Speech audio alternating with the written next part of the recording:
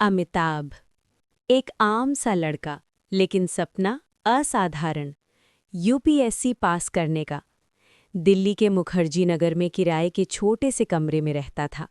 दिन रात बस किताबें, नोट्स और मॉक टेस्ट। लोग कहते थे यूपीएससी की तैयारी आसान नहीं होती, पर अमिताभ को क्या पता था, ये तैयारी उसे मौत से मिला देगी।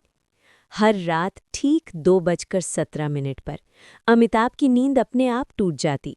बिना अलार्म, बिना आवाज़, बस आंख खुल जाती और दिल जोर जोर से धड़कने लगता। पहली बार उसने इसे इग्नोर किया। दूसरी रात भी वही 2:17।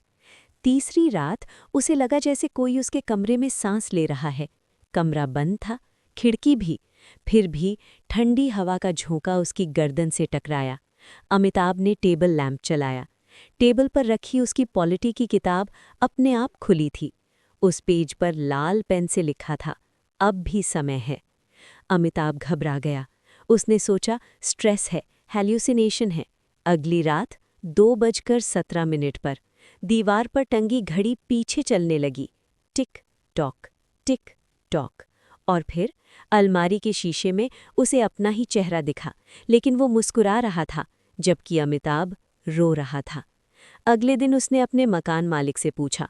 बूढ़े अंकल का चेहरा पीला पड़ गया। उन्होंने कहा, इस कमरे में पहले भी एक लड़का रहता था, नाम अमिताभ। यूपीएससी की तैयारी करता था। 3 साल।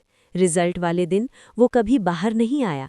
दरवाज़ा तोड़ा गया, कमरा वैसा ही था जैसा तुम रखते हो, किताबें, नोट्स और दीवार पर लिखा था 2:17। उस रात अमिताभ भागना चाहता था, लेकिन जैसे ही उसने बैग उठाया, घड़ी फिर बोली 2:17। लाइट चली गई। अंधेरे में किसी ने कहा, अगर तुम भागे तो मेरी जगह कोई और आएगा।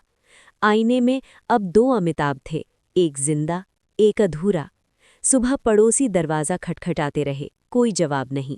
दरवाज़ा खोला गया, कमरे में किताबें खुली थीं, घड़ी बंद थी और दीवार पर नया वाक्य लिखा था, अब मेरी बारी पूरी हुई।